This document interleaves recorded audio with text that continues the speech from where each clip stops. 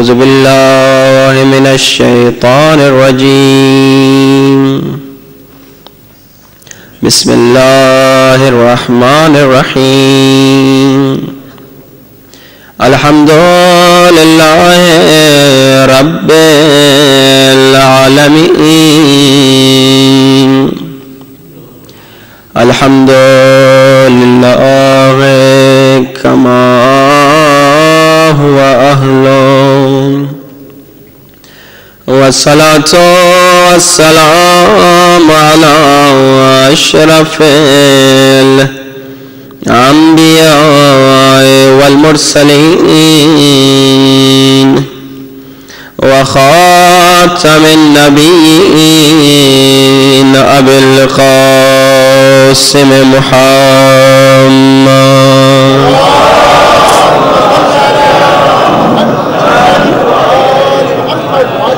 والطيبين الطاهرين المعصومين. دعا سرکار امام زمانہ سب مل کے بلند آواز. الہی عظم البلاء وبرح القفا وانكشف الغطاء وانقطع الرجاء وضاقت الأرض ومنعت السماء وأنت المستعان وإليك المشتكى وعليك المعول في الشدة والرخاء. اللهم صل على محمد وآل محمد أولي الأمر الذين فرضت علينا طاعتهم وعرفتنا بذلك منزلتهم، ففرج عنا بحقهم فرجا عاجلا قريبا كلمح البصر أو هو أقرب. بلند آواز. يا محمد يا علي يا علي يا محمد يا علي يا علي اكفياني فإنكما كافيان وانصراني فإنكما ناصران. يا مولانا يا صاحب الزمان الغاث الغاث أدركني أدركني الساعة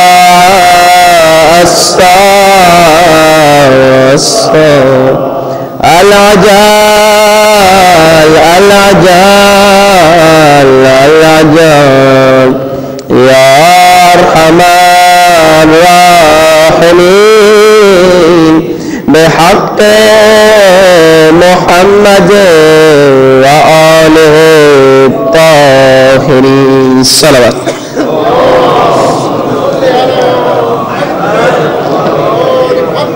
وعجل فرجهم.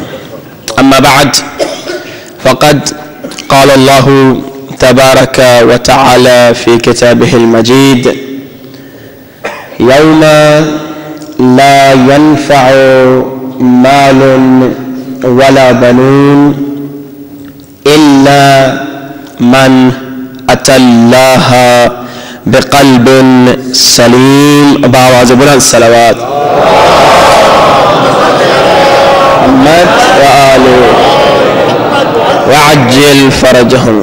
اذان واجب الاحترام مسلسل گفتگو کا سلسلہ آج 8ویں مجلس پر پہنچا ہے کہ خالق کائنات ارشاد فرما رہا ہے، اے انسانوں، بغیر محبت علی تمہارا قلب پاک نہیں ہوگا۔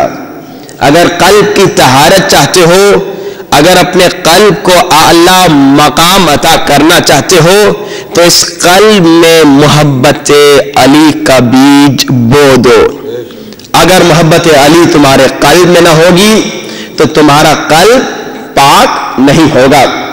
اور عزیزان محترم، ویسے ذرا اگر قرآن کو دیکھا جائے تو قرآن میں اللہ نے اجر رسالت بھی جو مانگا، کوئی بڑی چیز نہیں مانگی۔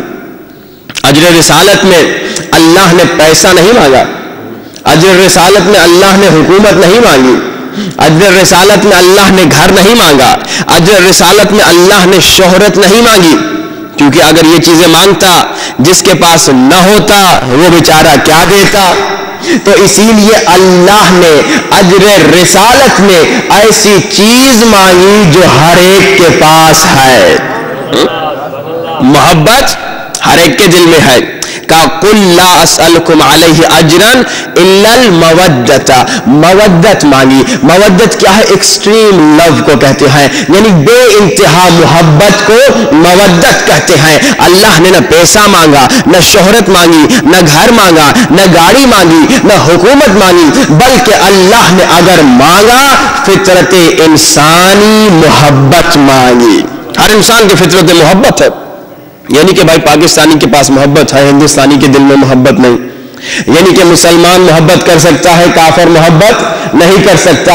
مسلمان ہو یا غیر مسلمان ہو، امریکن ہو یا ایشین ہو، کوئی بھی انسان ہو، یہ اس کی فطرت ہے کہ وہ محبت کرتا ہے۔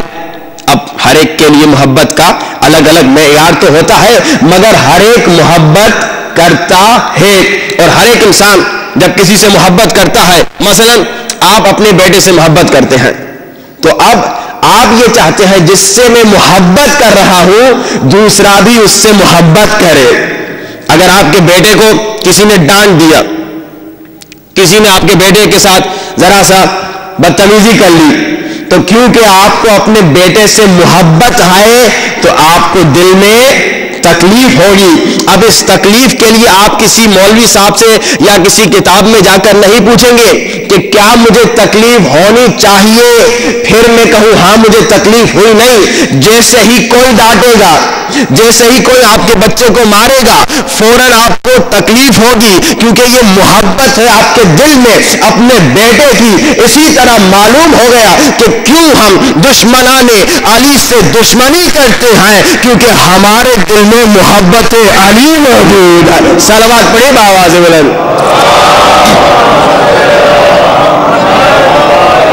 وعجل فرجہ، جیسے ہی کوئی ڈانٹے گا آپ کے بیٹے کو، آپ کو فوراً، یعنی یہ آپ انتظار نہیں کریے کل جا کے مولوی صاحب مجلس میں جو پڑھ رہے ہیں مجلس، ان سے پوچھوں گا کہ بھائی کسی نے میرے بیٹے کو ڈانٹا، کیا مجھے ناراض ہونا چاہیے؟ اگر انہوں نے کہا ہاں ناراض ہونا چاہیے، پھر میں ناراض ہو جاؤں؟ نہیں۔ جیسے کسی نے میرے بچے کو آگے تھپڑ مار دیا تو میں دل میں فیل کروں گا کہ اس نے میرے بچے کے ساتھ اچھا نہیں کیا، مجھے دکھ کا احساس ہوگا کیونکہ میں اس سے محبت کرتا ہوں۔ اب ہر انسان کے لیے ایک الگ معیار ہوتا ہے، کوئی خوبصورتی سے محبت کرتا ہے، کوئی شہوت سے محبت کرتا ہے، کوئی شہرت سے محبت کرتا ہے، تو اس لحاظ سے وہ الگ الگ لوگوں سے محبت تو کرنے لگتا ہے، مگر کچھ معیار ہر انسان کے پاس ہیں، کچھ معیار ہر انسان کے دل میں ہیں، ہر مسلمان کے دل میں ہیں۔ ہر مسلمان ایمان سے محبت کرتا ہے۔ اب کچھ معیار سنیے جو ہر مسلمان کے دل میں ہے۔ اب ان معیاروں کو سننے کے بعد یہ بھی دیکھیے کہ اللہ نے ہمیں کہا کن سے محبت کرے۔ اب اگر ہر مسلمان ایمان سے محبت کرتا ہے تو اللہ نے کہا، اللہ کے رسول نے کہا علی کل ایمان ہے۔ ہر مسلمان تقوی سے محبت کرتا ہے تو اللہ نے کہا، اللہ کے رسول نے کہا علی امام المتقین ہے. ہر مسلمان قرآن سے محبت کرتا ہے تو اللہ نے کہا، اللہ کے رسول نے کہا علی مع القرآن والقرآن مع علی. ہر مسلمان کعبے سے محبت کرتا ہے تو رسول نے کہا یا علی مثلک مثل الکعبہ. ہر مسلمان، ہر انسان اپنے باپ سے محبت کرتا ہے تو رسول نے کہا یا علی انا و علی ابا و حاضل امہ، میں اور علی اس امت کے باپ ہیں. ہر انسان علم سے محبت کرتا ہے تو رسول نے کہا انا مدینۃ العلم و علی بابها. ہر انسان حکمت سے محبت کرتا ہے تو رسول نے کہا انا دار الحکمت و علی بابها. اور ہر مسلمان حق سے محبت کرتا ہے تو رسول نے کہا علی مع الحق والحق مع علی. علی حق کے ساتھ ہے، حق علی کے ساتھ. جہاں جہاں علی ہوں گے وہاں وہاں حق ہوگا. صلوات پڑھیں بآواز بلند.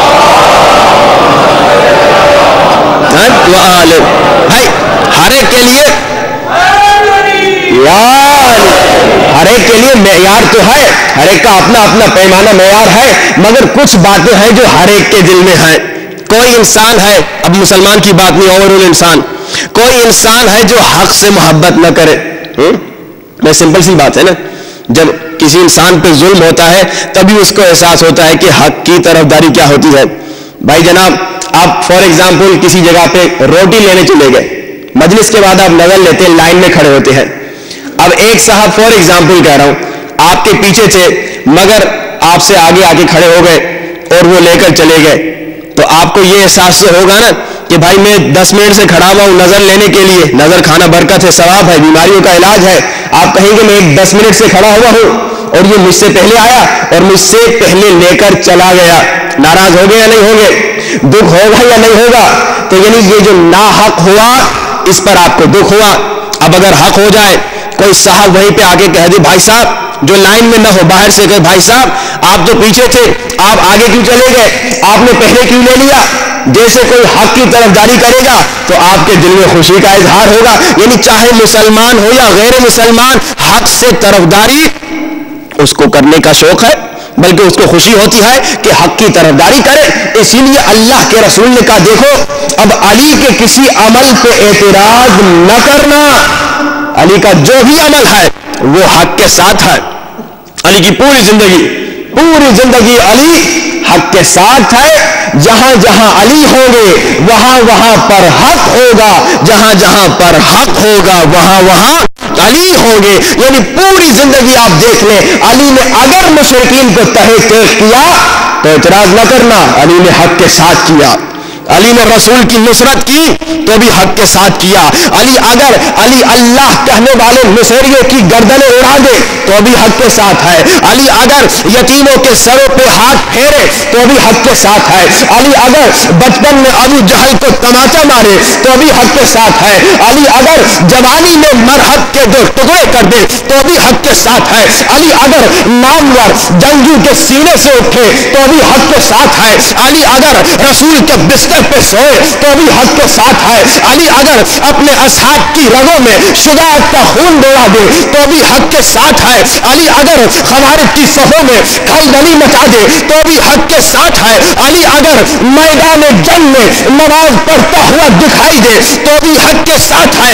علی اگر نماز کی قبولیت کا معیار بن جائے تو بھی حق کے ساتھ ہے. علی اگر رسول کے قدموں پر غلام بن کر نظر آئے تو بھی حق کے ساتھ ہے. اور علی اگر رسول کے کاندھوں پہ چڑھ کر بتوں کو توڑتا ہوا نظر آئے تو بھی حق کے ساتھ ہے.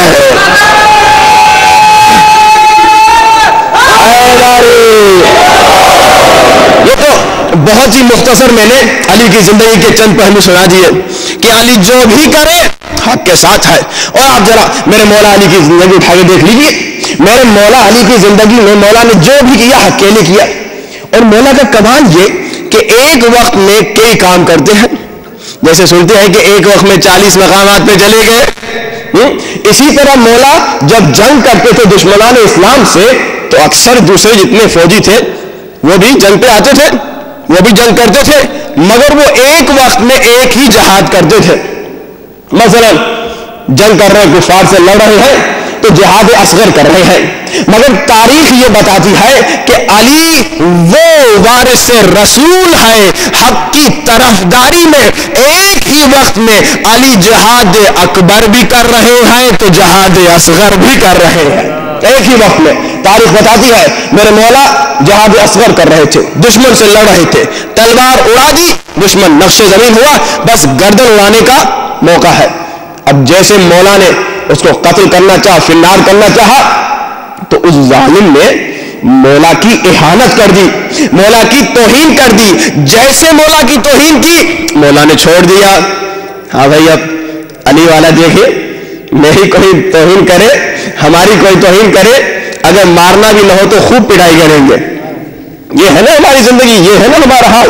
علی کا حال دیکھیے، علی کی زندگی دیکھیے، اس نے امام کی اہانت کی، امام نے ہاتھ اٹھا دیا۔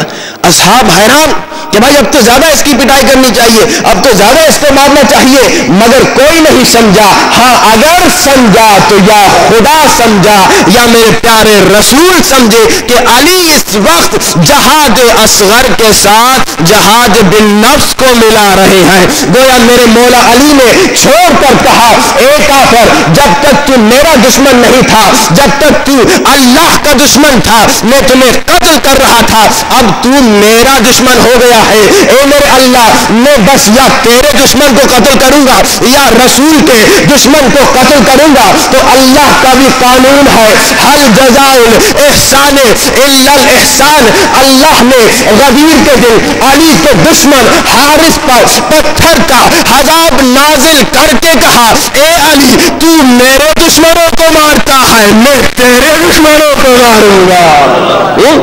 بس اے علی، تو نے فیصلہ کر دیا کہ بس یا خدا کے دشمن کو مارو گے یا بس رسول کے دشمن کو مارو گے، اپنے دشمن کو نہیں مارو گے، تو بس اب علی میں نے بھی فیصلہ کر دیا، میں بس تیرے دشمنوں کو ماروں گا۔ کیونکہ آپ دیکھیے اس زمانے میں رسول کے بھی بڑے دشمن تھے، ابو جہل جیسے، ابو لہب جیسے، ان پہ پتھر کا عذاب نہیں آیا، بھائی ان پہ آ جاتا۔ رسول کی اتنی توہین کرنے والے، رسول پہ کچرا پھینکنے والے، رسول کو اتنی تکلیف دینے والے، رسول کو پتھر مارنے والے، ان پر عذاب اللہ نے نازل نہیں کیا، کیونکہ اللہ جانتا تھا محافظ رسول علی موجود ہے۔ ان کا قتل کرنا، ان کو فنار کرنا، اللہ نے کہا علی کا کام ہے، لیکن اب علی کا دشمن کون مارے گا؟ اللہ نے عہدہ لے لیا، علی کا دشمن میں ماروں گا۔ اور یاد رکھیے یہ حارث جو تھا نمازی تھا، روزے دار تھا، حاجی تھا، حج سے آیا نا، اور خود آگے کہتا ہے کہ یا رسول اللہ، آپ نے کہا نماز پڑھو، ہم نے پڑھی، آپ نے کہا روزہ رکھو، ہم نے رکھا، آپ نے کہا حج پہ جا، ہم نے کیا، اب ہر بات تو ہم نے مان لی، اب یہ بات آپ کیا کہہ رہے ہیں کہ علی سے محبت کرو؟ اب یہ بات آپ کیا کہہ رہے ہیں کہ علی کی ولایت کو مانو، علی کو مولا مانو؟ اگر آپ نے اپنی طرف سے کہا ہے تو میں نہیں مانوں گا، اور اگر اللہ نے کہا ہے، اللہ کو کہہ دے مجھ پر عذاب نازل کرے۔ قرآن کی آیت ہے سورہ معارج میں کہ علی کے دشمن پہ اللہ نے وہ عذاب بھیجا جو کافروں کے لیے تھا۔ یہ عذاب جو اس پر آیا حارث پہ، وہ عام انسانوں کو نہیں تھا۔ سأل سائل بعذاب واقع للکافرین لیس له دافع، کہ سائل نے یعنی دشمن علی نے وہ عذاب مانگا جو کافروں کے لیے تھا۔ گویا اللہ نے اس پر عذاب بھیج کر کہا دیکھو جو میرے علی کا دشمن بنے گا میری نظر میں وہ مسلمان نہیں ہو سکتا۔ صلوات پڑھیے بآواز بلند۔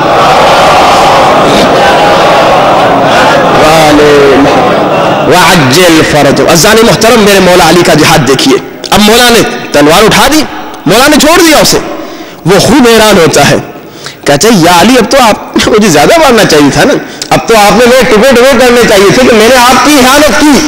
تو یہی مولا علی نے جواب دیا، دیکھو علی نے آج تک جو عبادت کی ہے کبھی اس نے ملاوٹ نہیں کی، علی جب بھی کوئی عبادت کرتے ہیں خالصتاً للہ کرتے ہیں. جب تو پہلے مجھے نہیں مار رہا تھا, جب تو پہلے میرا دشمن نہیں تھا, جب تو پہلے اللہ کا دشمن تھا تو میں تجھے مار رہا تھا, مگر جب تو نے میری اہانت کی تو میری ذات کا معاملہ آ گیا کہ اس نے علی کی توہین کی تو میں نے چھوڑ دیا تاکہ میری ذات اللہ کی عبادت میں شریک نہ ہو. علی سے سیکھے نا کہ اپنی ذات کو شریک نہیں کرنا. میرے مولا علی نے اسے چھوڑ دیا. اچھا یہاں پر تو مولا علی نے چھوڑ دیا, مگر جنگی بدر میں جب کافروں کو اسیر کر رہے تھے, ظالموں کو, دشمنان اسلام کو, تو ایک کافر کو میرے مولا علی تلاش کر کر کے, وہ بھاگ رہا تھا, چھپ رہا تھا, مولا تلاش کر کر کے اس کو فنار کرتے ہیں. اب اصحاب نے کہا کہ یا رسول اللہ وہ بیچارہ چھپ رہا تھا, وہ بیچارہ بھاگ رہا تھا, علی نے اسے چھپ چھپ کے پکڑ پکڑ کے اس کو قتل کر دیا. تو جب لوگوں نے اعتراض کیا, اللہ کے رسول نے کہا مجھ سے کیوں پوچھ رہے ہو, علی سے پوچھ لو. جب میرے مولا علی کے پاس آئے اور مولا علی سے کہا یا علی یہ کیا بات ہے, ویسے تو آپ ٹھیک ہے کفار کو فنار کرتے ہیں, مگر یہ کافر تو چھپ رہا تھا, آپ سے بھاگ رہا تھا, آپ نے ڈھونڈ ڈھونڈ کے اس کو تلاش کر کے اس کو فنار کیا, اس کی وجہ کیا تھی؟ سنیں گے میرے مولا علی وجہ کیا سناتے ہیں. مولا علی کہتے ہیں جب کوئی علی کی اہانت کرے علی برداشت کر سکتے ہیں, مگر اگر کوئی نبی کی توہین کرے, اگر کوئی نبوت کی توہین کرے, میں اس پر مصلحت نہیں کر سکتا. یہ توہین کر رہا تھا میرے نبی کی, میرے رسول کی, اس لیے میں نے اس کو فنار کیا. عزیزان محترم, میرے مولا علی کی جنگیں اگر کوئی سنتا رہے تو مولا کی بہادریاں, مولا کے کمالات اتنے زیادہ ہیں. بس یہ سنیے کہ کسی ایک جنگ میں مولا علی نے جب کفار کو فنار کیا, منافقوں کو فنار کیا, مولا کے بہت بڑے سپہ سالار تھے حضرت مالک اشتر. کہتے ہیں کہ اس جنگ میں مولا علی اور مالک اشتر نے جو کفار کو, منافقوں کو فنار کیا تھا, ایک آدمی کا فرق تھا. یعنی اگر مولا علی نے 1000 کفار کو, 1000 منافقوں کو قتل کیا, تو مالک اشتر نے بس ایک منافق کم قتل کیا. اب مالک اشتر کو شیطان نے وسوسہ کیا کہ بھائی تیری طاقت اور علی کی طاقت میں بس ایک آدمی کا فرق ہے, کہ بھائی علی اتنا بڑا بہادر, اس نے اتنے قتل کیے منافق, اور تم نے بس ایک آدمی کم قتل کیا. تو اب جیسے شیطان نے گمراہ کرنا چاہا, علی کا عاشق تھا, ایک لمحہ بھی شیطان کے وسوسے میں نہیں رہنا چاہا, فوراً چلا گیا میرے مولا کے در پہ. کہا مولا شیطان وسوسہ کر رہا ہے کہ میں نے آپ سے بس ایک منافق کم قتل کیا ہے, مولا کیا وجہ ہے, مولا مجھے مدد کیجیے, مولا مجھے اس وسوسے سے نکالیے. تو مولا فرماتے ہیں دیکھو تمہاری تلوار چلانے میں اور علی کی تلوار چلانے میں بڑا فرق ہے. اے مالک اشتر, جو منافق, جو کافر تمہارے سامنے آتا ہے تو اس کا سر قلم کر دیتا ہے, مگر علی ہر ایک کو قتل نہیں کرتا. جو منافق, جو کافر علی کے سامنے آتا ہے, علی اس کی آنکھوں میں آنکھیں ملا کر قیامت تک اس کی پشت کو دیکھتا ہے کہ کہیں اس کی پشت میں کوئی مومن تو نہیں ہے. اگر اس کی پشت میں ایک مومن بھی ہو, علی اسے قتل نہیں کرتے, بس زخمی کر کے چھوڑ دیتے ہیں. صلوات پڑھے بآواز بلند. اب اعتراض کرتے ہیں نا کہ علی نے تلوار کیوں نہیں اٹھائی, بس اسی لیے جس کی پشت میں ایک مومن بھی ہو تو علی چھوڑ دیتے ہیں, علی اس کو قتل نہیں کرتے. عزیزان محترم, یہ ہے میرے مولا علی کا مقام کہ مولا سے محبت کرنا, آپ نے سنا, ایک تو واجب ہے اور یہی نجات کا وسیلہ ہے. بغیر محبت علی نجات نہیں ملے گی, اور اللہ بھی یہی کہہ رہا ہے کہ اہل بیت سے محبت کرو. اب عزیزان محترم, مسلسل محبت اہل بیت, محبت علی پر تو گفتگو سن رہے ہیں, مگر یہ بھی سن لیں کہ محبت کیسی ہونی چاہیے. آپ کہیں گے اتنے دنوں سے سنتے تو آ رہے ہیں, لیکن آئیے اس کو اور آگے لے چلیں کہ محبت کیسی ہونی چاہیے. کیسے پتا چلے کہ ہمارے اندر محبت وہ آ گئی کہ نہیں آئی. محبت کا مقصد کیا ہے؟ ہماری اصلاح ہونا, تاکہ ہم محبت اہل بیت کی وجہ سے گناہ چھوڑ دیں, محبت علی کی وجہ سے برائی کو چھوڑ دیں, محبت امام حسین کی وجہ سے ہر گندگی, ہر برائی, ہر گناہ سے ہٹ جائیں. اچھا, یہ ہے محبت کا مقصد. اور خود مولا حسین کا کیا مقصد تھا؟ خرجت لطلب الاصلاح فی امت جدی. یہ مولا حسین کا بھی مقصد یہی تھا کہ ہماری اصلاح ہو جائے. تو اب بس سمپل سا سوال ہر انسان خود سے پوچھے، بھائی میں ہر مجلس میں آتا ہوں، مجلس میں آنے سے پہلے اور مجلس سے جانے کے بعد مجھ میں کیا فرق آیا؟ سمپل سی بات ہے. آج میری 8ویں مجلس ہے، میں نے 2-3 خطرناک بیماری کے متعلق گفتگو کی. ہر انسان خود سے پوچھ لے کہ مجلس شروع ہونے سے پہلے، عشرہ شروع ہونے سے پہلے ہم نہیں جانتے تھے، اگر فلاں چیز کو اب ہم نے جان لیا تو کیا مجھ میں فرق آ گیا؟ اگر میں مجلس سننے سے پہلے عجب میں مبتلا تھا، غیبت کرتا تھا، جھوٹ بولتا تھا، حب ذات میں مبتلا تھا، شہوات کی بات مانتا تھا، شیطان کی بات مانتا تھا، کیا مجلس کو سننے کے بعد میں بدل گیا یا نہیں بدلا؟ یہ محبت کا امتحان ہے کہ بھائی جیسے مسلسل آپ سنتے ہیں کہ جناب کسی مولوی نے کہہ دیا، علماء نے کہا، مختلف احادیث سنی، مختلف روایات سنی کہ حجاب کرو. اب مومنہ اگر 10 دن مجلس بھی سن رہی اور حجاب نہیں کر رہی تو سمجھ لے ابھی وہ محبت اس کے دل میں نہیں آئے، یعنی امام کی خاطر ایک حجاب نہیں کر رہی. اگر علماء کہہ رہے ہیں، مجالس میں آپ سن رہے ہیں، روایات سن رہے ہیں، احادیث سن رہے ہیں، علماء کہے داڑھی رکھو، 2 مہینے 8 دن مجلس بھی سن رہے اور داڑھی بھی روز شیو کر رہے ہیں، اس کا مقصد یہ ہے کہ ابھی وہ محبت جو آنی ہے نہیں آئی، ابھی تک دعوے کی حد تک ہے، ابھی تک صرف زبان سے محبت ہے، زبان کے بعد دل اور عمل سے محبت ابھی نہیں ملی. اب ہر انسان چیک کر لے. اگر میں مسلسل یہ کہتا ہوں دوسروں کو نہ دیکھے، خود چیک کرے کہ وہ مجلس میں آنے سے پہلے کیسا تھا، مجلس سے جانے کے بعد کیسا ہو گیا، عشرہ شروع ہونے سے پہلے کیسا تھا، عشرے کے ختم ہونے کے بعد کیسا ہو گیا. بس اب امتحان ہے محبت کا. اب ایک اور فارمولہ آپ کو سناؤ، آج انشاءاللہ پھر کوشش ہے کہ جلدی ختم ہو جائے، انشاءاللہ 1 گھنٹے میں آج ختم ہو جائے گی مجلس. کہ عزیزان محترم، ایک فارمولہ آپ نے سنا کہ کیسے پتا چلے ہم اہل بیت سے وفا کر رہے ہیں یا جفا کر رہے ہیں. کیا تھا وہ؟ نماز تہجد. کہ نماز تہجد اگر تم پڑھو گے تو یہ بہترین وسیلہ ہے کہ ہاں اگر آج میں نے نماز تہجد پڑھ لی، یعنی کل الحمدللہ میں نے امام سے جفا نہیں کی. آج ایک دوسرا طریقہ، دوسرا فارمولہ اہل بیت سنا رہے ہیں. اہل بیت نے کہا کہ اگر معلوم کرنا چاہتے ہو کہ تم ہم سے محبت کرتے ہو اور تمہاری محبت حقیقی ہے تو سنو، ہمارے محبوں سے بھی محبت کرو. یہ محبت کے لیے فارمولہ ہے. اگر آپ مجلس میں آ رہے ہیں، اگر آپ مجلس میں آ کر یہ دعویٰ بھی کر رہے ہیں میں بڑا محب اہل بیت ہوں، اور اگر آپ کے دل میں کسی بھی مومن سے نفرت ہے، کسی بھی وجہ سے، ذاتی معاملے کی وجہ سے کسی بھی مومن سے اگر نفرت ہے تو اہل بیت کہہ رہے تم ابھی ہمارے محب نہیں. اگر ہمارے حقیقی محب ہو تو ہمارا حقیقی محب وہ ہے کہ جیسے ہم سے محبت کرنا واجب، اسی طرح ہمارے محبوں سے بھی محبت کرنا واجب. اگر کوئی فقیر انسان بیچارہ کپڑے اس کے پرانے پھٹے پرانے تمہارے ساتھ آ کے بیٹھ گیا مجلس میں، یوں ہٹ نہ جانا، کپڑے نہ سمیٹنا کہ بھائی کون فقیر آ گیا. اگر ایسا کیا یعنی تمہارے اندر محبت علی نہیں، تم نے ایک محب علی سے دوری اختیار کی. اچھا تمہارے پاس بڑا پیسہ ہے، بڑا مال ہے، لڑکی ہے بیچاری کے پاس جہیز نہیں، لڑکا ہے بیچارے کے پاس شادی کے لیے پیسہ نہیں، ایک بیچارہ انسان ہے جس کے پاس پڑھنے کے لیے پیسہ نہیں، اور تمہارے پاس دینے کے لیے پیسہ ہے. اب اگر تم نے محب علی کی مدد نہیں کی، ابھی تم محب علی تک نہیں بنے. یہ میں نہیں کہہ رہا، یہ فارمولہ اہل بیت نے بتایا کہ ہمارا محب وہ ہے جو جیسے ہم سے محبت کرتا ہے ویسے ہمارے چاہنے والوں سے بھی محبت کرتا ہے. یہ نہ کہے کہ جناب یہ فقیر ہے اس سے ہٹ جاؤں، یہ فقیر ہے اس کی مدد کیوں کروں، یہ غریب ہے اس کی مدد کیوں کروں، یہ میری بیٹی تھوڑی ہے جو اس کے جہیز کا بندوبست کروں، یہ میرا بیٹا تھوڑی ہے جو اس کی شادی کے لیے ٹینشن لوں. نہیں عزیزان محترم، اہل بیت کہہ رہے اے مومنو، تم لوگ آپس میں ایک بدن کی مانند ہو. مومنین جو ہے آپس میں، مثل المؤمنین، مومنین کی مثال آپس میں مثل الجسد، ایک بدن کی مانند ہے. ہم سب یہ اتنے لوگ بیٹھے ہیں نا، یہ ایک بڑا بدن ہے، جتنے بھی مومنین ہیں یہ سارا ایک بدن ہے. جیسے ایک بدن میں اگر آنکھ کو تکلیف ہوئی، کیا پورا بدن پوری رات کو سو سکے گا؟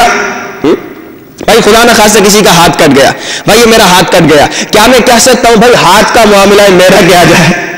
کیا کہہ سکتا ہوں آنکھ کا معاملہ ہے میرا کیا جائے، آنکھ کو تڑپنے دو، ناک میں تکلیف ہو گئی میں پوری رات سو سکتا ہوں یہ کہہ کے کہ بھائی یہ تو ناک کا پرابلم ہے میرا کیا جائے؟ پورا بدن ایک عضو کی تکلیف کی وجہ سے، پورے آرگنز ایک آرگن کی تکلیف کی وجہ سے پوری رات تڑپتے ہیں. تو اہل بیت کہہ رہے ہیں مومنین میں آپس میں ایسی محبت ہونی چاہیے جیسے ایک بدن کے اعضاء کو آپس میں محبت ہے. اگر کسی مومن کو تکلیف ہوئی ہے نہ کہو کہ میری نہیں اس کی ہے جانے دو، یہ نہ کہو کہ میری بیٹی گمراہ نہیں ہوئی اس کی بیٹی ہے، یہ نہ کہو کہ میرا بیٹا گمراہ نہیں ہوا اس کا ہے، یہ نہ کہو کہ اس کو ضرورت ہے مجھے تو نہیں عزیزان محترم، مومنین سے محبت کرنا بھی اسی طرح واجب ہے جسے اہل بیت سے محبت کرنا واجب ہے۔ اللہ اکبر،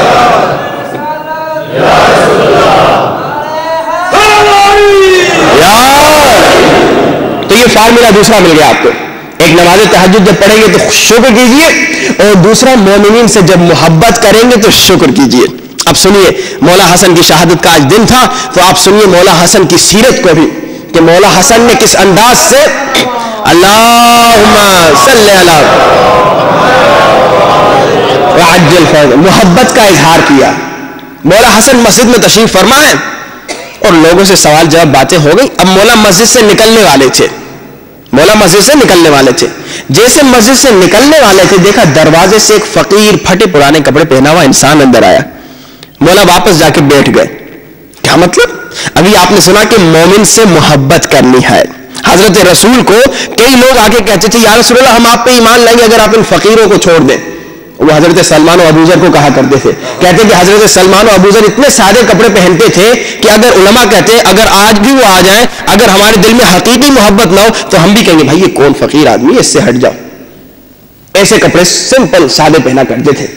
تو اب لوگ کہتے تھے رسول اللہ آپ ان کو چھوڑ دیں ہم آپ کے بڑے شہدائے ہو جائیں گے۔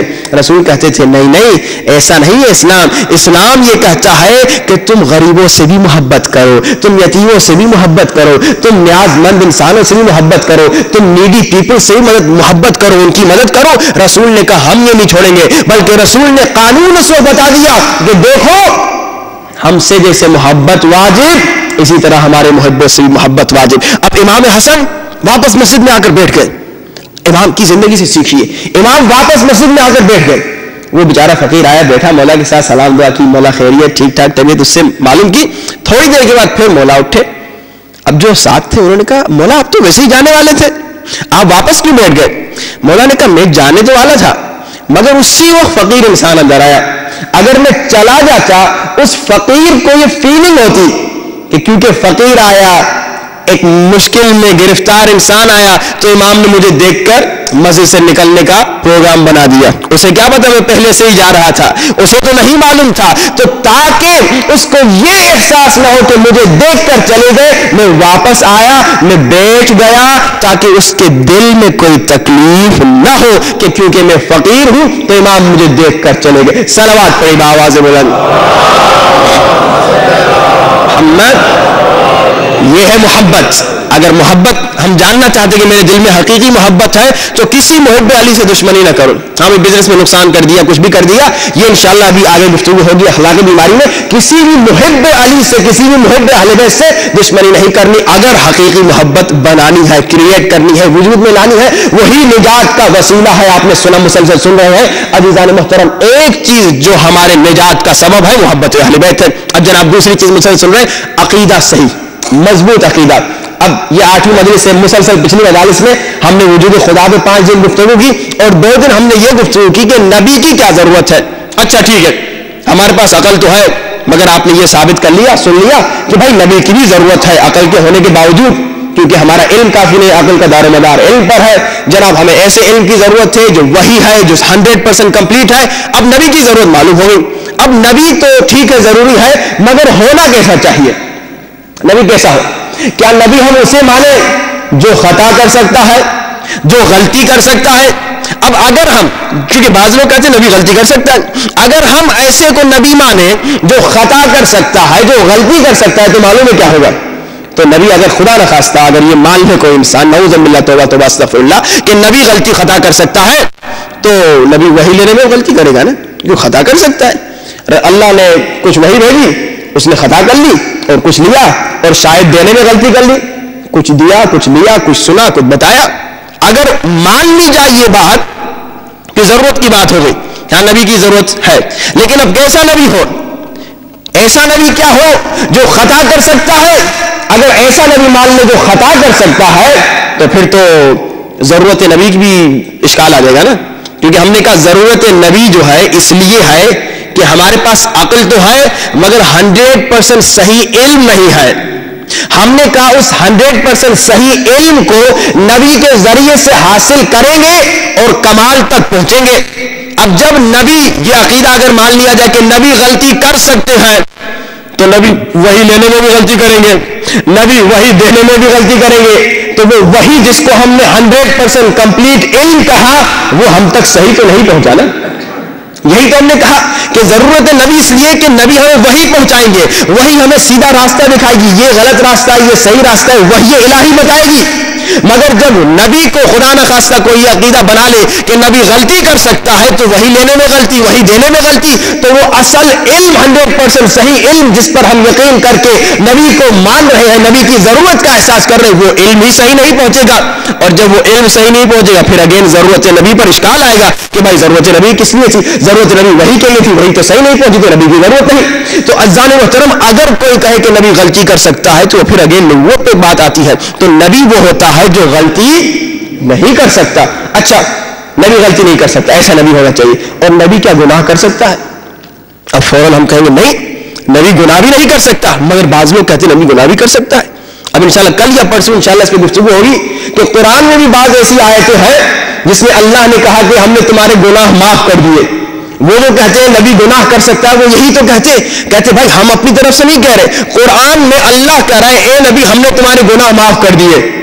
تو اب قرآن جب خود کہہ رہا ہے کہ اے نبی ہم نے تمہارے گناہ معاف کر دیے, یا بعض لوگ کہتے ہیں کہ حضرت آدم نے گناہ کیا, ترک اولا کو کہتے گناہ کیا, تو کہتے ہیں جب قرآن کہہ رہا ہے کہ نبی گناہ کرتے ہیں, انبیاء گناہ کرتے ہیں, نعوذ باللہ توبہ توبہ استغفر اللہ, تو ہم کون نہ کہنے والے. اب انشاءاللہ کل اور پرسوں انشاءاللہ اس پر گفتگو ہوگی کہ یہ کس طرح سے لوگ سمجھتے ہیں, قرآن کیا سمجھا رہا ہے, ہم کیا سمجھتے ہیں, لوگ کیا سمجھتے ہیں. تو کیا نبی گناہ کر سکتا ہے؟ نہیں کر سکتا. اچھا تو یہ اب نبی جو گناہ نہیں کر سکتا کیسے, کیا فرشتوں کی طرح اجباری زبردستی کہ گناہ کرنے کی طاقت ہی نہیں؟ تو پھر تو کمال ہی نہیں رہا نا, تو پھر فرشتوں کی طرح ہو گیا. حالانکہ انبیاء تو چھوڑیے, ہم عام انسان بھی اگر اپنے نفس پر کنٹرول کریں ہم فرشتوں سے افضل ہو سکتے ہیں, فرشتوں سے بہتر ہو سکتے ہیں. انبیاء کا مقام تو بہت ہی بلند ہے اور وہ خاتم النبیین یقیناً وہ بھی بہت بلند ہے. تو اذان محترم اب انبیاء گناہ نہیں کر سکتے, کیسے؟ طاقت نہیں اس لیے نہیں کر سکتے, یعنی طاقت کے ہوتے ہوئے گناہ نہیں کر سکتے. تو روایت بتاتی ہے گناہ کرنے کی طاقت ہوتے ہوئے گناہ نہیں کرتے. اب آپ کہیں گے ذرا سب بات سمجھا دیجیے. یہ بھی آپ کو مثال دیتا ہوں, آپ سب زہر کھا سکتے ہیں یا نہیں؟ کھا سکتے ہیں نا, سمپل سی بات ہے. کہیں سے زہر اٹھائیے پانی میں ڈالیے کھا کے, ہر انسان زہر کھا سکتا ہے. آپ سب 50 منزلہ بلڈنگ سے جم دے سکتے ہیں یا نہیں دے سکتے؟ ہاں بھائی دے سکتے ہیں, کس نے آپ کو روکا ہے؟ دے سکتے ہیں. ہر انسان زہر کھا سکتا ہے, ہر انسان 50 منزلہ بلڈنگ سے جم دے سکتا ہے, مگر عقل مند انسان کبھی یہ کام نہیں کرے گا. کیوں نہیں کرے گا؟ کیونکہ دیکھ رہا ہے اس میں مجھے یہ نقصان ہو رہا ہے, تو نقصان سے خود کو بچانے کے لیے وہ کام نہیں کرے گا. بس اسی طرح کیونکہ آپ کو علم ہے زہر کھانے سے نقصان موت ہوگی, اسی طرح اہل بیت کو, معصوم کو, نبی کو علم ہے کہ گناہ ایک گناہ ہزار زہروں سے زیادہ خطرناک ہے, تو اسی لیے طاقت کے ہوتے ہوئے وہ گناہ نہیں کرتے. ورنہ وہ بچے کی عصمت, جو بچہ بچپن میں مر گیا, وہ عصمت انبیاء کی عصمت کے برابر نہیں کہ کہتے معصوم بچہ ہے. ہاں, یا وہ انسان جو پوری زندگی جنگل میں رہا, گناہ کا موقع ہی نہیں ملا اس کو, بھائی یہ معصوم ہے, کہہ دو نہیں اس نے گناہ نہیں کیا کیونکہ موقع نہیں ملا. مگر اہل بیت وہ ہے کہ موقع بھی ملے پھر بھی گناہ نہیں کریں گے, طاقت کے ہوتے ہوئے پھر بھی گناہ نہیں کریں گے. جیسے آپ زہر کھا سکتے ہیں نہیں کھاتے کیونکہ نقصان جانتے ہیں, علم ہے. تو امام کے پاس, نبی کے پاس وہ علم ہے, جانتے ہیں کہ یہ کتنا خطرناک ہے. صلوات پڑھیں باواز صلی علی محمد وعجل فرض. اب انشاءاللہ اس پہ کل اور گفتگو ہوگی کہ نبی کو کیسا ہونا چاہیے. اب یہ جو لوگ کہتے ہیں کہ نبی نے گناہ کیا, کیا حقیقتاً کیا کہہ رہے ہیں؟ قرآن کی آیت کوٹ کرتے ہیں کہ اللہ کہہ رہا ہے کہ ہم نے تمہارے گناہ بخش دیے, تو یہ بات سمجھ میں نہیں آ رہی. اللہ جب کہہ رہے ہیں ہم نے تمہارے گناہ معاف کیے, یعنی گناہ کیا, تو وہ گناہ کیا ہے, اس کا مقصد کیا ہے, تفسیر کیا ہے, علماء کیا بتاتے ہیں, عرفاء کیا بتاتے ہیں. انشاءاللہ کل اور پرسوں اس پر گفتگو ہوگی جو ہماری آخری دو مجالس ہے. تو یہ عقیدہ ہمارا مضبوط ہونا چاہیے. کیوں عقیدے پر گفتگو کر رہے ہیں؟ کیونکہ ہمارے پاس جو بھی ہمارا عقیدہ ہے اس پر ہمارے پاس دلیل ہونی چاہیے. اب مثلا کسی بچے سے, کسی جوان سے کسی نے پوچھ لیا جس کا عقیدہ ہے کہ نبی معصوم ہے, خطا سے بھی معصوم, گناہ سے بھی معصوم, کوئی آ کے یہ قرآن کی آیت سنا دے کہ بھائی قرآن میں ہے کہ اللہ نبی کو کہہ رہے ہم نے تمہارے گناہ بخش دیے, اگر تم کہہ رہے نبی گناہ سے معصوم ہے تو یہ قرآن کی آیت کیا کہہ رہی, تو کیا جواب دے گا؟ آپ کل تک سوچیے کیا جواب ہے اس کا. انشاءاللہ کل پرسوں اس پہ گفتگو ہوگی کہ حقیقت اس کا کیا جواب ہے. تو جو ہمارا عقیدہ ہے اس پر ہمارے پاس دلیل ہونی چاہیے, پروف ہونی چاہیے, عقیدہ مضبوط تو قلب سلیم. اور تیسری بات بہت مختصر کر لوں, اور مصائب اور زحمت تمام, کہ اخلاق بھی ہمارا اچھا ہونا چاہیے. کل آپ نے حب ذات پہ سنا, حب ذات بہت خطرناک بیماری ہے, وقت قلیل تھا, اس کا علاج میں نہیں سنا سکا. ہم کوشش کر رہے ہیں کہ جب اخلاقی بیماری ہو تو کم از کم اس کا علاج بھی سنا دیں. اب آپ نے سنا حب ذات کتنی خطرناک بیماری ہے کل, کہ انسان شیطان بن سکتا ہے, اللہ کا دشمن ہو سکتا ہے, انسان نبی کا دشمن ہو سکتا ہے, انسان امام زمانہ کا دشمن بن سکتا ہے. تو بہت بڑی خطرناک بیماری ہے, سارا آپ کل سن چکے ہیں. اور آپ اس کی اللہم صلی علی محمد وعجل فرج, آپ شناخت بھی سن چکے ہیں کہ انسان میں یہ بیماری کیسے پتا چلے ہے کہ نہیں. تعریف سن کے خوش ہوگا, یعنی حب ذات, تنقید کریٹیسائز سن کے خوش ناراض ہوگا, خوش نہیں ہوگا, یعنی اس میں یہ حب ذات کی بیماری. اب حب ذات یعنی اپنی ذات کو خدا سمجھنا. حب ذات انسان یعنی اپنی ذات کو کچھ سمجھتا ہے نا, تبھی تو اپنی ذات سے محبت کرتا ہے. قرآن میں آیت ہے, احادیث ہے کہ بعض لوگ اپنی ذات کو, خود کو خدا سمجھنے لگتے ہیں. یعنی لا الہ الا اللہ تو کہتے ہیں مگر خود کو اتنا اچھا پسند کرتے ہیں کہ وہ خود کو خدا سمجھنے لگتے ہیں. اور حب ذات کی وجہ سے انسان جو ہے بے انصافی کرتا ہے. آپ نے سنا کہ کبھی اپنی ذات کی وجہ سے کبھی قوم پرستی تک یہ بات جاتی ہے, پھر ملک پرستی تک جاتی ہے, اور پھر اپنی ذات, اپنے قوم, اپنے ملک کی وجہ سے وہ بے انصافی بھی کرتا ہے. آپ کے بچے نے کسی کو مارا, ظالم آپ کا بچہ ہے, مگر کیونکہ میرا بیٹا ہے میں کہوں گا نہیں یہ غلط نہیں وہ غلط ہے. بے انصافی کرتا ہے انسان. اور علماء کہتے ہیں یہ حب ذات وہ خطرناک بیماری ہے جو بڑے بڑے عرفاء, بڑے بڑے علماء کہتے ہیں سب سے آخر میں جو بیماری ہم سے نکلی وہ حب ذات تھی. بہت مشکل ہے. چلا مقدس اردبیلی کا واقعہ سناؤ کہ مقدس اردبیلی بہت بڑے عارف, بہت بڑے عالم تھے. مختصر یہ سناؤ کہ جب وہ مولا علی کے حرم میں جاتے تھے, آدھی رات کو سلام کرتے تھے, السلام علیکم یا امیر المؤمنین, دروازہ کھلتا تھا, زری سے جواب آتا تھا وعلیکم السلام یا مقدس اردبیلی. اتنے بڑے عالم تھے. اب درس خارج دے رہے ہیں, ہزاروں طالب علم بیٹھے ہوئے, عراق کے بہت بڑے عالم تھے. ایران سے ایک عالم ہے شیخ بہائی, یہ صفویوں کا زمانہ تھا. شیخ بہائی کی بڑی بات چلتی تھی ایران میں ان دنوں میں, بادشاہ اس کی بات مانتا تھا شیخ بہائی کی. تو جناب درس میں شیخ بہائی بھی آ گئے.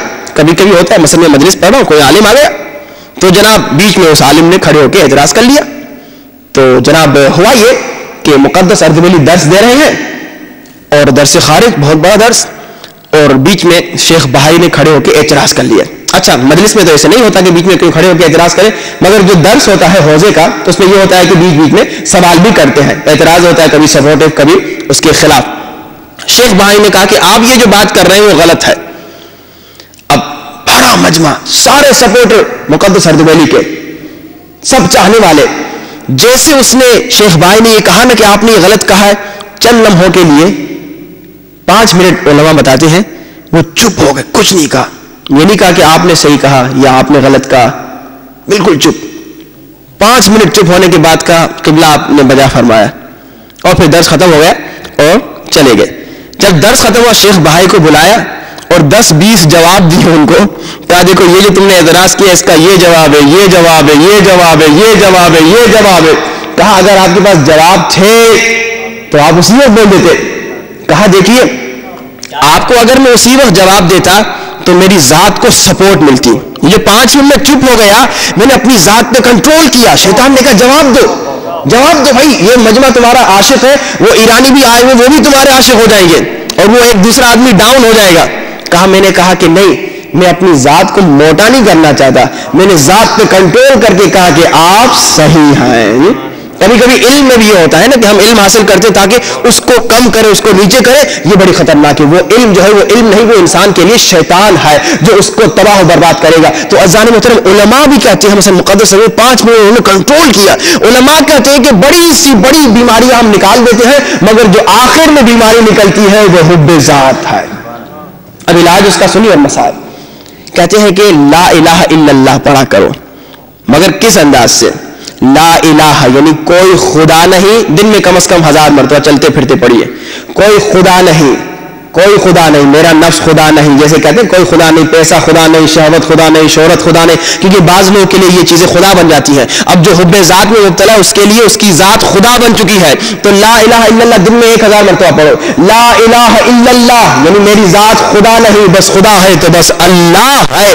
اپنی ذات کی نفی کرے، بولا میری ذات خدا نہیں، میری ذات کچھ نہیں، میری ذات کچھ نہیں، یہ نفی کرتا رہے. 1000 مرتبہ دن میں کم از کم لا الہ الا اللہ اس انداز سے پڑھے کہ لا الہ الا اللہ، کوئی خدا نہیں، میری ذات خدا نہیں، بس اللہ خدا ہے، بس اللہ خدا. اور یہ اس طرح کے جو واقعات آپ نے سنے، کبھی اگر آپ کو ایسا موقع ملا جہاں پہ آپ کو جواب دینے سے آپ کی بہت عزت بن جائے گی، تو وہاں پہ ذرا سا اپنے نفس پہ کنٹرول کیجئے اور حب ذات سے خود کو بچائیے. صلوات پڑھیے بآواز بلند.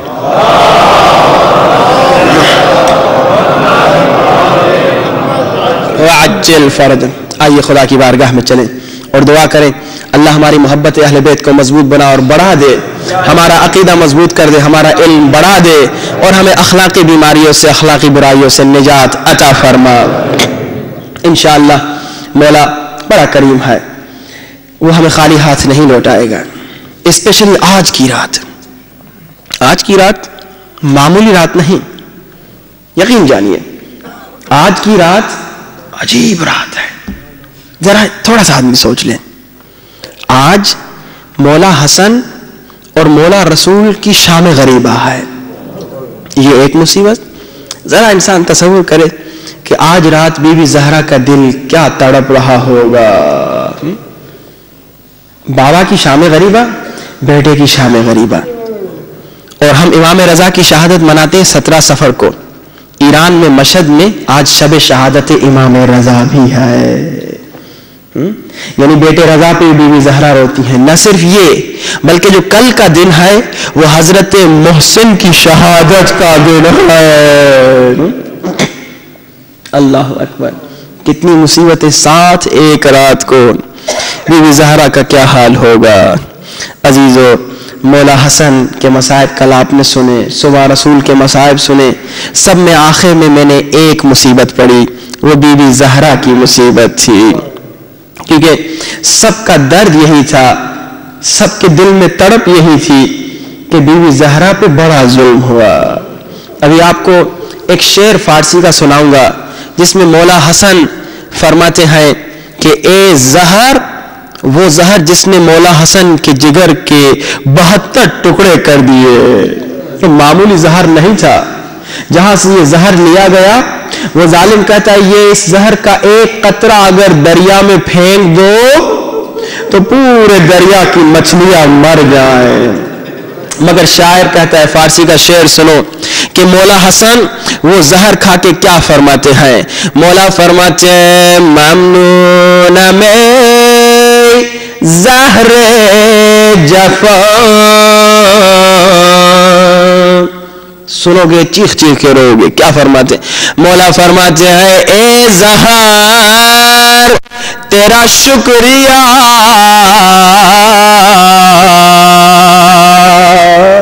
مولا زہر کا شکریہ ادا کر رہے ہیں. ذرا سوچئے کیا مولا زندگی سے اتنے تنگ آ گئے تھے؟ مولا کہتے ہیں ممنون میں زہر جفا کردی مرا حاجت روا.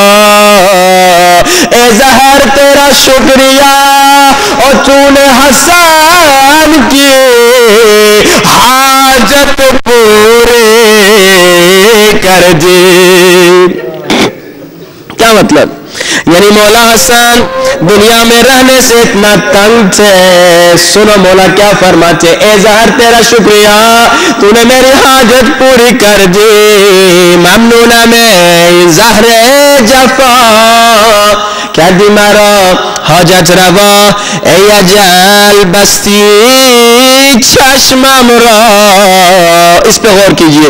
مولا کہتے ہیں اے اجل یعنی اے موت تیرا شکریہ، تو نے میری آنکھوں کو بند کر دیا. مولا کیا کہنا چاہتے ہیں؟ زہر کا شکریہ، شاعر کا تصور ہے مولا زہر کا شکریہ کر رہے ہیں. مولا کہہ رہے اے موت تیرا شکریہ، تو نے میری آنکھیں بند کر دی. اے اجل بستی چشمم را اب جملہ سنیے، تھا نبینا قاتل مادرم زہرا،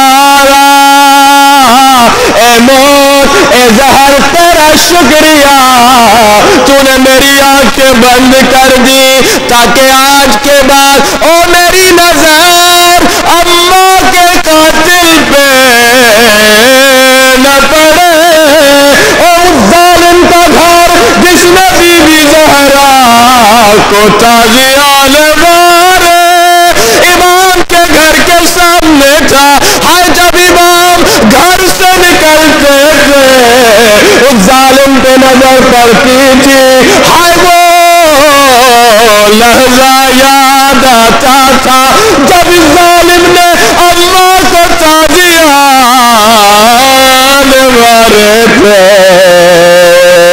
یا زہرا یا زہرا یا زہرا، سب مل کے یا زہرا یا زہرا یا زہرا یا زہرا، بیوی کا نام بلند آواز سے لو، ہر بیماری کے لیے شفا ہے، یا زہرا یا زہرا یا زہرا یا زہرا یا زہرا یا زہرا یا زہرا۔ بس ایک روایت اور زحمت تمام، حضرت بلال کا قصہ سنو، چیخ چیخ گئے بی بی زہرا کو پرسا دو۔ حضرت بلال نے خواب دیکھا، خواب میں اللہ کے رسول کو روتا ہوا دیکھا، ہائے بلال نے کہا یا رسول اللہ کیوں رو رہے ہیں؟ اللہ کے رسول نے کہا بلال اور تم نے بھی میری زہرا کو کیا چھوڑ دیا، اور میری زہرا غربت میں ہے۔ بلال مدینے میں نہیں تھا، بلال نے کہا یا رسول اللہ کیا ہوا؟ بلال روتا روتا خواب سے اٹھا، عاشق رسول تھا، سیدھا مدینے گیا، اسے بیوی کے گھر کا پتہ معلوم تھا، سیدھا بیوی کے دروازے پہ آیا، مگر جب دروازے پہ پہنچا کیا دیکھا، اور دروازہ جلا ہوا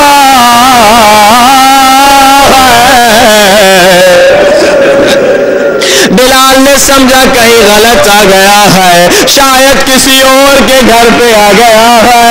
بلال نے دوسروں سے پوچھا زہرا کا گھر کہاں ہے؟ کہا یہی جلا ہوا دروازہ۔ اور بلال کامنے لگا، کامتے ہوئے آرام سے دستک دی۔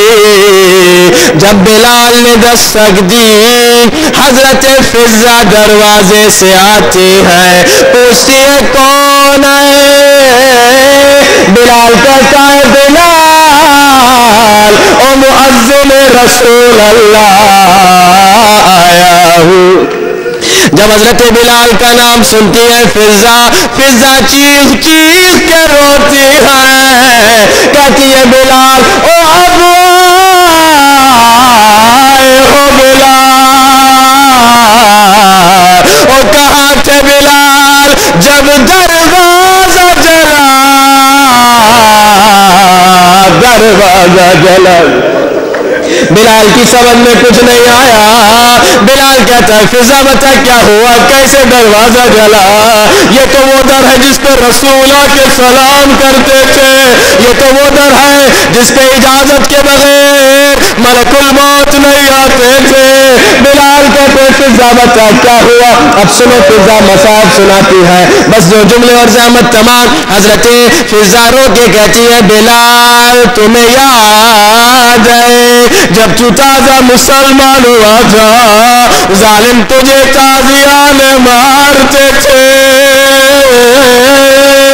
بلال تجھے تازیانے کے درد کا پتا ہے نا بلال کہتا ہے ہاں مجھے تازیانے کے درد کا پتا ہے مگر تو کیا کہنا چاہتی ہے حضرت فضا کہتی ہے بلال جب تو تازہ مسلمان ہوا تھا ظالموں نے تیرے سینے پہ وہ پتھر رکھے تھے تیری پسلیاں ٹوٹی تھی تجھے پسلیوں کے درد کا پتا ہے بلال کی سمجھ میں کچھ نہیں آیا کہا کیا کہنا چاہتی ہے فضا